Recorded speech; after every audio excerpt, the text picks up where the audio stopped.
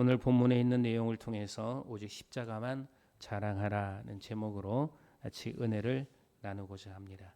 오늘 이 고린도는 원래 주전 146년 로마 장군 문미우스에 의해서 철저하게 파괴되었던 그러한 도시입니다. 그러나 주전 43년 율리우스 가이사르가 이 폐허를 로마의 식민지로 다시 건축을 하고 재건을 하였습니다. 그래서 고린도는 다시 태어났고 다시 세워진 이 고린도 도시는 해방 노예와 이주민과 상인들이 몰려들었고 얼마 지나지 아니하여서 행정 수도가 될 만큼 그렇게 번성한 도시가 되었습니다. 그런데 문제는 이 도시가 물질적인 번영과 함께 극심한 신분 경쟁과 또 웅변술과 수사학에 대한 열광 그리고 누가 더 지혜로운가를 겨루는 문화와 함께 커진 도시가 바로 이 고린도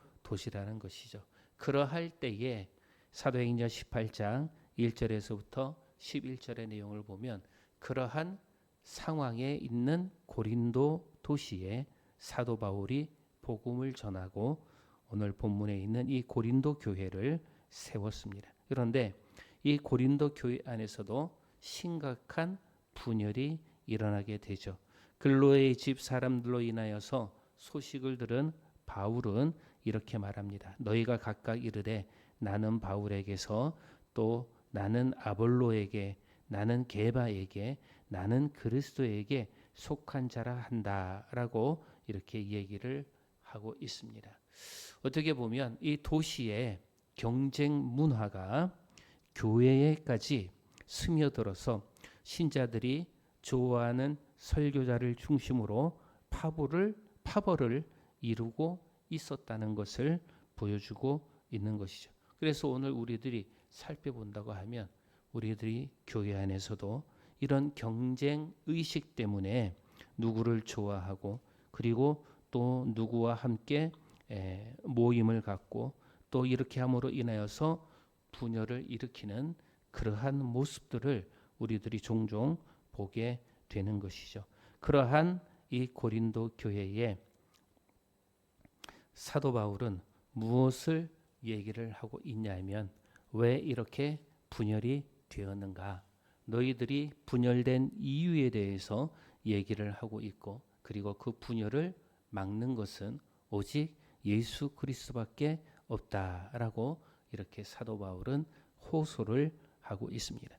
그래서 사도 바울은 먼저 이렇게 얘기를 하죠. 형제들아 내가 우리 주 예수 그리스도의 이름으로 너희를 권하노니 다 같은 말을 하고 너희 가운데 분쟁이 없이 같은 마음과 같은 뜻으로 온전히 합하라고 10절에서 얘기를 해주고 있는 것입니다. 오늘 우리들이 주목해야 될 것은 사도 바울이 오늘 이 분쟁을 해결하기 위한 것은 너희들이 다수결 투표를 해가지고 그 다수의 표가 많은 곳에 너희들이 힘을 모아야 된다라고 하는 그러한 것이 아니었습니다. 또 구조조정이라든지 조직 개편을 함으로 인하여서 너희들이 하나가 되어야 된다라고 얘기를 하고 있지 않습니다. 사도 바울은 오직 주 예수 그리스도의 이름으로 호소를 하고 있고 그리고 오직 교회의 일치는 인간의 타협의 산물이 아니라 그리스도의 이름으로만 되어져야 하는 것이라고 말씀을 해주고 있습니다. 그러면서 사도 바울이 얘기를 합니다. 그리스도께서 어찌 나뉘었느냐? 바울이 너희를 위하여 십자가에 못 박혔느냐? 바울의 이름으로 너희가 세례를 받았느냐라는 세 가지 질문을 해요. 이 질문은 다 답이 정해져 있어요.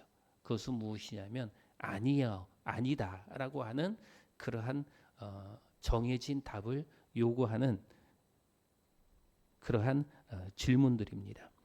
어떻게 보면 사도 바울은 이런 질문을 던짐으로 인해서 당연한 아니요라고 하는 질문을 던짐으로 인하여서 그 고린도 교인들에게 오직 예수 그리스도만이 나뉘어지지 아니하고 오직 예수 그리스도만이 우리들이 섬길 뿐이라고 얘기를 해주고 있습니다. 세례는 바울의 이름이 아니라 그리스도의 이름으로 우리들이 받은 것이죠. 바울이 십자가에 달린 것이 아니라 예수 그리스도께서 십자가에 달린 것을 우리들이 알고 있습니다. 오늘 바울은 이러한 질문을 통하여서 이 고린도 교인들이 어떠한 생각, 어떠한 사상에 빠져 있는 것을 지적을 하고 있냐면 곧 사람을 그리스도의 자리에 놓는 그러한 우상 숭배적인 태도를 정면으로 사도 바울은 지적을 하고 있습니다. 그러니까 어떻게 보면 이 고린도 교회가 이렇게 분열되고 나뉘어지고 있는 그러한 그 저변에는 내가 좋아하는 사람, 또 내가 인정하는 사람, 내가 호기심을 가지고 있는 그러한 사람을 우상 숭배시하는 그러한 마음이 그들의 저변에 있다라는 것을 사도 바울은 지적을 해주고 있는 것입니다. 사랑하는 여러분, 그래서 이 우상 숭배라고 하는 것이 꼭 뭐 하늘에 있는 신, 그리고 뭐 산이라든지 또 바다라든지 나무라든지 어떤 짐승이라든지 어떤 형태라든지 그러한 것만 나타내는 것이 아니라 우리 가운데에서도 내 마음과 내 생각이 더 많이 가는 것들, 그러한 것들을 우리들이 우상이라고 말을 할 수가 있는 거예요. 특별히 사도 바울은 골로새 교인들에게서 탐심은 곧 우상 숭배니라라고 이렇게 얘기를 하고 있습니다. 이렇게 지적을 하고 있어요. 그 말은 곧 무엇입니까? 이 우상 숭배라고 하는 것이 어떤 물체나 어떤 형상만을 의미하지 아니하고 그의 마음 속에 가장 큰 부분을 차지하고 있는 것을 그것을 우상 숭배라고 얘기를 하고 있죠. 내가 뭐 어떤 목회자를 또 어떤 설교가를 또 어떤 달병가를 또 어떤 은혜 있는 자를 그를 내가 더 마음에 품고 있다고 하면 예수 그리스도의 십자가보다 그것을 더 많이 내 속에 품고 있다고 하면 그것이 곧 우상 숭배다라고 오늘 사도 바울은 얘기를 해주고 있습니다. 그래서 사도 바울은 오늘 본문에서 무엇을 얘기하고 있냐면 그렇게 분열의 뿌리는 지혜에 대한 세상의 기준 때문이다라고 이렇게 사도 바울은 얘기를 해주고 있어요. 당시 이 고린도는 그런 많은 웅변가들이라든지 또 많은 철학가라든지 또 많은 사상가들이 활동을 하면서 화려한 언변과 수사학적 기교를 표현하는 그러한 사람들을 존경하는 그러한 도시였습니다. 그래서 고린도 교인들은 이러한 도시의 문화를 영향을 받아서 설교자를 그의 언변이라든지 혹은 지혜로움으로 평가를 하였다라는 것이죠. 야, 게바가 더 능력이 있고 게바가 더 달병가더라. 아볼로가 더 잘 가르치고 아볼로가 더 지혜가 있더라. 야, 바울이 그래도 바리새인으로서 더 많은 율법에 더 많은 지식을 가지고 있고 또 달병가더라. 또 변증가더라라고 하는 그렇게 자기들이 더 좋아하는 사람들, 그러한 사람들을 그들이 존경을 하는데 그들의 말 속에 담겨 있는 예수 그리스도라고 하는 십자가라고 하는 그리스도라고 하는 그러한 내용은 빼고 어떠한 표현을 하는지 또 어떠한 말을 하는지 어떠한 설득력이 있는지 그러한 것으로서 그들이 사람을 평가하고 그리고 그 자기가 좋아하는 그 사람들을 지지하였다라는 것을 얘기를 하고 있죠. 그래서 사도 바울은 이러한 세상적인 지혜의 기준 자체를 오늘 말씀을 통해서 사도 바울은 그것을 뒤집어 놓는 것이죠. 그래서 지혜 있는 자가 어디 있느냐라고 얘기를 해요. 19절에 보면 내가 지혜 있는 자들의 지혜를 멸하고 총명한 자들의 총명을 폐하리라 라고 하는 그러한 성경 말씀을 인용을 하면서 지혜 있는 자가 어디 있느냐? 선비가 어디 있느냐? 이 세대에 변론가가 어디 있느냐? 하나님께서 이 세상의 지혜를 미련하게 하셨다라고 이렇게 얘기를 해주고 있습니다. 그러면서 가장 지혜로운 것은 무엇이냐 하면 바로 십자가의 도가 멸망하는 자들에게는 미련한 것이요 구원을 받은 우리에게는 하나님의 능력이 된다라고 이렇게 얘기를 해주고 있어요. 사실 어떻게 보면 이 앞절에 이 웅변가들 그리고 또 철학자들 그러한 자들은 이 말의 지혜를 강조하는 사람들이었어요. 그러나 하나님으로부터 은혜를 입을 오늘 우리들은 십자가의 도를 강조하는 사람이었습니다. 세상은 말의 지혜를 가진 사람들을 더 높이 살 수도 있지만 그러나 하나님께서는 십자가의 도를 가지고 있는 자를 하나님께서는 더 세워주시고 하나님은 더 높여주시는 것이죠. 당시 십자가는 로마 세계에 있어서는 가장 수치스럽고 잔혹한 그러한 처형의 도구이었습니다. 그래서 자칭 신이 십자가에 못 박혀 죽었다라고 하는 선포는 유대인에게는 꺼리끼는 것이었고 이방인에게는 미련한 것이었습니다. 어떻게 신이 십자가의 형틀에서 죽을 수 있느냐? 유대인들한테는 부끄러운 내용이었고 또 이방인들에게는 말도 안 되는 그러한 미련한 그러한 것이라고 그들이 생각을 해주고 있는 것이죠. 그런데 사도 바울은 바로 이 어리석게 보이는 이 메시아가 예수 그리스도께서 십자가에 죽으신 그 십자가의 죽으심이 바로 하나님의 능력이라고 선언을 하고 있습니다. 그래서 오늘 본문 아까 읽은 것처럼 이사야서 29장 14절에 있는 말씀에서처럼 내가 지혜 있는 자들의 지혜를 멸하고 총명한 자들의 총명을 패한다라고 이렇게 말씀을 해주고 있습니다.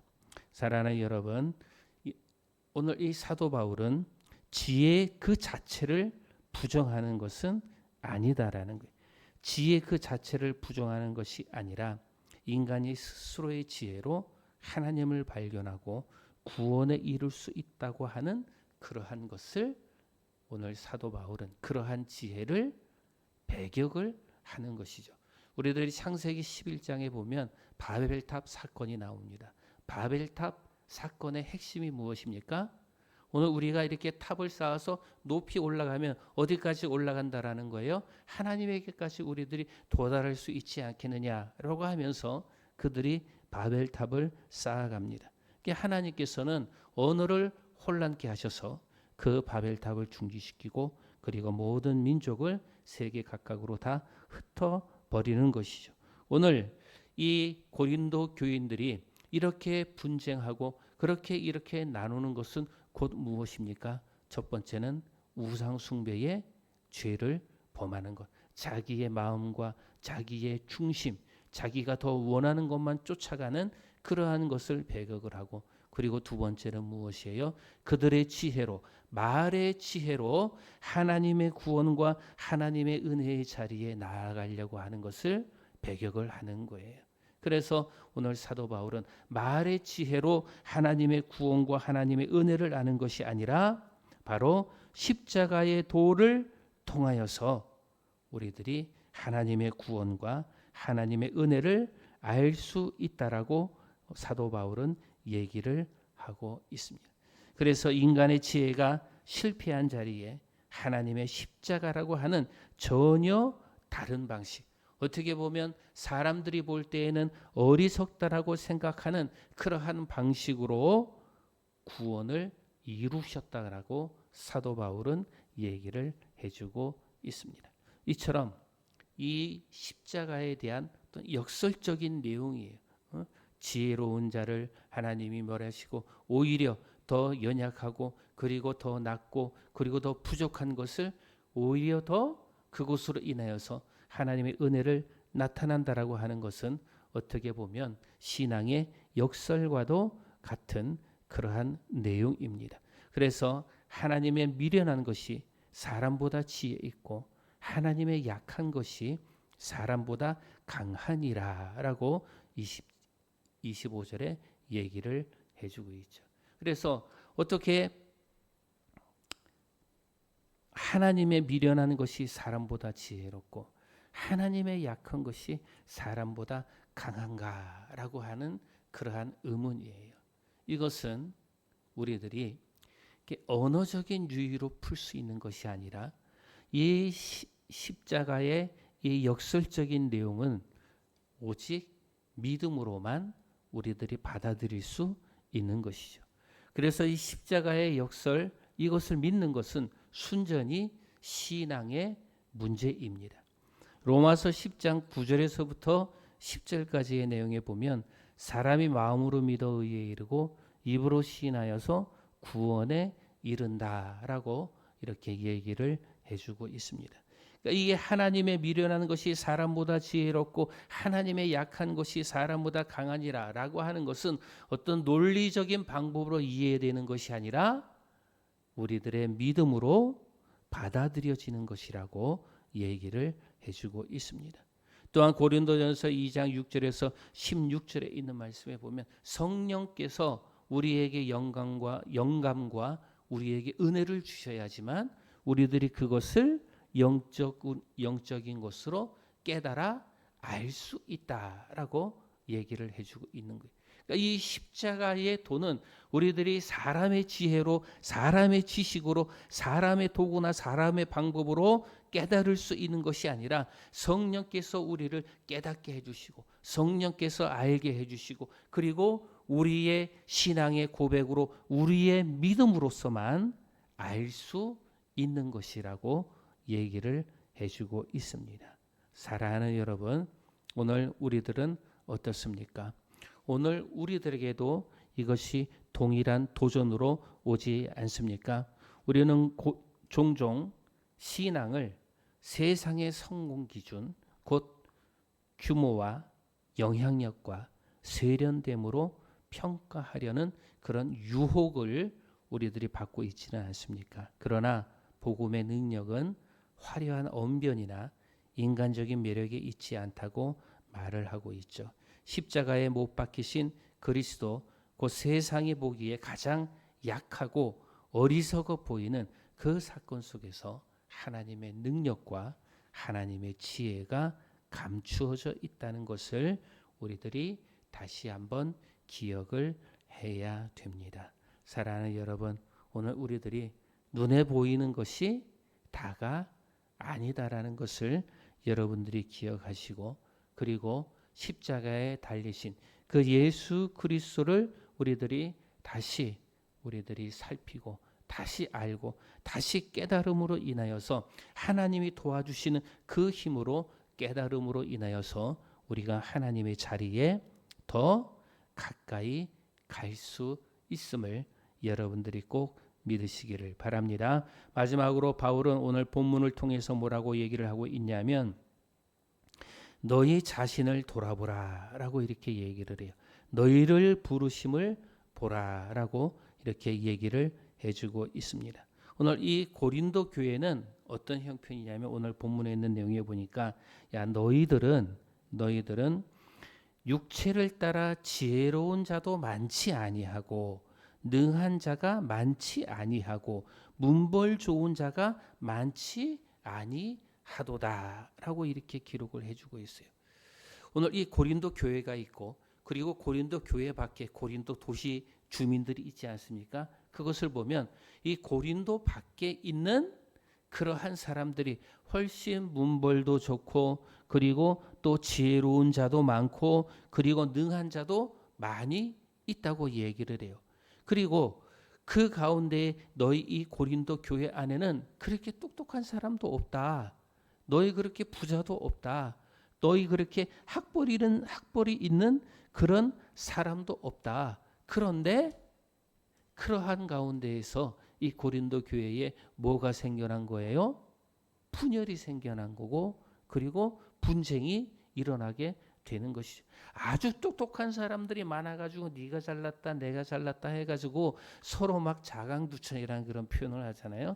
막 서로 잘났다 해가지고 분쟁이 나면은 그나마 이해하는데, 너희 가운데 문벌 좋은 자가 있느냐, 너희 가운데 능한 자가 있느냐, 너희 가운데 지혜로운 자가 있느냐, 별 볼 일 없는 그러한 너희들인데 이 작은 속에서도 너희들이 세상의 것을 본받아 가지고 세상의 것을 따라 가지고 이 작은 교회 안에서도 너희가 분쟁하고 너희들이 싸우고 있느냐, 제발 그러지 말아라 라고 이렇게 얘기를 해주고 있습니다. 그래서 하나님께서 너희들 그렇게 문벌이 없고 또 능력도 없고 지혜롭지 아니한 그러한 너희를 하나님께서 부르셨다라고 이렇게 얘기를 해요. 그 부르신 이유는 무엇이냐면 너희들은 아무것도 자랑할 것이 없는 자들이다라고 얘기를 해요. 그래서 하나님께서 너희를 부르신 이 선택의 목적은 분명하다. 이는 아무 육체도 하나님 앞에서 자랑하지 못하게 하려 하심이라라고 29절에 기록을 해주고 있죠.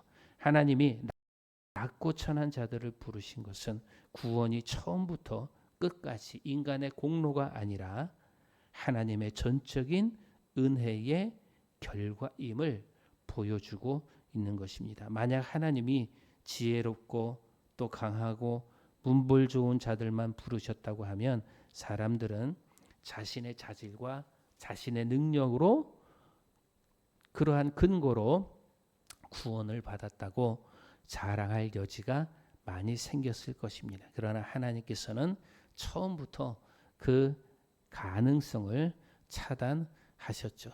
그러면서 뭐라고 얘기하냐면, 그러나 너희가 그렇게 문벌도 없고 학식도 없고 능력도 없고 그리고 지혜도 없지만 그러나 너희에게 있는 것이 있다. 그것은 무엇이냐면 오늘 보면 30절에서 얘기를 해주고 있어요. 너희는 하나님으로부터 나서 그리스도 예수 안에 있고 예수는 하나님으로부터 나와서 우리에게 지혜와 의로움과 거룩함과 구원함이 되셨으니라고 이렇게 얘기를 합니다. 그리스도는 우리에게 지혜가 되시고 의로움이 되시고 거룩함이 되시고 구원함이 되신다라고 얘기를 해주고 있죠. 곧 이것이 오늘 보잘것 없고 운벌도 없고 능력도 없고 지혜도 없는 오늘 우리들에게 주신 그리스도의 은혜와 그리고 그리스도의 사랑이라는 것을 얘기를 해주고 있어요. 그러한 지혜가 없는 자에게 그리스도께서 우리에게 그리스도의 지혜를 주시고 또 의롭지 못한 우리들에게 그리스도의 의로움을 주시고 거룩하지 못한 우리들에게 그리스도의 거룩함을 우리들에게 더하여 주셨고 구원받지 못하는 우리들에게 그리스도의 구원함을 오늘 우리에게 주셨다라고 이렇게 말씀을 해주고 있습니다. 사랑하는 여러분, 그래서 우리는 세상으로 볼 때는 문벌도 없고 그리고 또 능력도 없고 그리고 또 지혜도 없는 자이지만 우리가 십자가의 도 안에 있을 때에 그리스도 예수를 우리의 마음에 품고 우리의 중심으로 모시고 살아갈 때에 우리에게는 지혜가 있고 의로움도 있고 거룩함도 있고 구원함도 우리에게 있다라는 것을 말씀을 해주고 있습니다. 사랑하는 여러분, 오늘 우리들이 그리스도를 알고 또 십자가의 도를 믿음으로 인하여서 이러한 우리의 정체성에 대해서 말씀해 주시는 이 말씀을 우리들이 꼭 붙잡아야 될 줄로 믿습니다.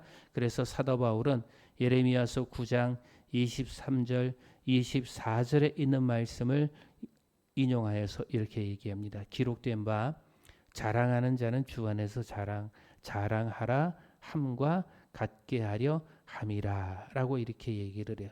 오늘 예레미야서 본문에는 지혜로운 자는 그의 지혜를 자랑하지 말라, 용사는 그의 용맹을 자랑하지 말라, 부자는 그의 부함을 자랑하지 말라 고 말한 뒤 오직 여호와를 아는 것을 자랑하라라고 이렇게 예레미야서에서는 얘기를 해주고 있습니다. 오직 우리가 하나님을 아는 것. 오늘 신약에 있는 우리들은 예수 그리스도를 아는 것, 십자가의 은혜를 아는 것, 십자가의 은혜를 내가 입었다라고 하는 것, 십자가의 도를 내가 깨달았다고 하는 것, 그것을 우리들이 자랑해야 된다라고 얘기를 해주고 있습니다. 그래서 우리들은 내가 따르는 지도자를 자랑하는 것이나 또 나의 신앙적인 성취를 자랑하는 것이 아니라 오직 그리스도만을 자랑해야 된다라고 말씀을 해주고 있습니다. 사랑하는 여러분, 무엇을 자랑하시겠습니까? 외모를 자랑하시겠습니까? 건강을 자신하겠습니까? 아니면 여러분의 지혜를 자랑하겠습니까? 학벌과 그리고 또 재산을 자랑하겠습니까? 또 아니면 내가 추종하고 내가 좋아하는 자를 내가 자랑하겠습니까? 오늘 우리들은 그러한 모든 것들을 우리들이 자랑하는 것이 아니라 그러한 것들은 내려놓고 오직 그리스도만을 하나님만을 자랑해야 된다라고 얘기를 해주고 있습니다. 오늘 본문을 통해서 우리가 한 가지 질문을 드려봅니다. 오늘 우리는 우리의 신앙과 우리 신앙 공동체의 중심에는 누가 있습니까? 라는 거예요. 내 신앙과 또 우리의 신앙 공동체 안에는 누가 있습니까? 라는 질문을 드려봅니다. 오늘 본문을 통해서 사도 바울은 얘기를 하죠. 특정한 설교자나 특정한 신학적인 어떤 유행이나 세상적인 성공의 기준이 우리도 모르는 사이에 그리스도의 자리를 대신 차지하고 있지는 않은가 돌아봐야 되는 것이죠. 나와 나의 신앙과 나의 신앙의 공동체의 중심에 그리스도가 아닌 다른 것이 그 자리를 차지하고 있지는 아니한가 우리들이 돌아봐야 된다라는 것을 말씀을 해주고 있습니다. 사도 바울은 분명하게 말하고 있습니다. 교회를 하나 되게 하는 것도 구원을 이루는 지혜와 능력도 우리가 자랑할 유일한 근거도 오직 십자가에 못 박히신 예수 그리스도밖에 없다라는 것을 말씀을 해주고 있죠. 그래서 그 마지막 질문에 대한 답은 무엇입니까? 나의 신앙의 중심에 십자가에 못 박히신 예수 그리스도가 있다. 또 우리가 속한 이 신앙 공동체에 십자가에 못 박히신 예수 그리스도가 있다라는 것이 오늘 우리들이 자랑하고 또한 우리들이 믿고 따라가야 되는 것입니다. 오늘 우리가 붙들어야 할 것은 우리들이 생각해 보면 첫 번째는 사람을 중심으로 나누지 아니하고 그리스도의 십자가 아래서 하나가 되는 것을 힘써 지켜야 되는. 두 번째는 세상의 지혜와 성공의 기준으로 신앙과 교회를 평가하지 아니하고 십자가라고 하는 하나님의 역설의 지혜를 신뢰하는 것이죠. 믿는 것이죠. 마지막으로 나의 자격이나 성취가 아니라 오직 은혜로 부름받아서 나에게 지혜가 있고 그리고 의로움이 있고 거룩함이 있고 또한 구원함이 있다라는 것을 우리들이 확실하게 믿고 오직 그 부르심에 순종하며 나아가는 우리 겸손한 신앙인이 되어야 될 줄로 믿습니다. 그래서 오늘 본문에 있는 내용을 통해서 마지막에 보면 자랑하는 자는 주 안에서 자랑할지니라고 했어요. 이 말씀이 오늘 우리 각자의 삶과 또한 우리에게 속한 신앙 공동체 위에 온전히 새겨질 수 있기를 주님의 이름으로 축복합니다. 기도하겠습니다. 사랑과 은혜가 많으신 아버지 하나님 참으로 감사를 드립니다. 아버지 하나님 오늘 나의 신앙과 또 우리의 신앙 공동체 안에 중심이 무엇인가 우리들이 생각을 해봅니다. 하나님, 오늘 나의 신앙의 중심에 십자가에 달려 돌아가신 예수 그리스도가, 우리 신앙 공동체의 중심에 십자가에 달리신 예수 그리스도가 자리 잡게 하여 주시옵소서. 그래서 오직 우리들이 자랑할 것은 내 속에서 역사하시는 하나님의 능력, 십자가의 도를 우리들이 자랑하며 나아가는 우리 성도님들이 될 수 있도록 도와주시옵소서. 예수님의 이름으로 기도드리옵나이다. 아멘.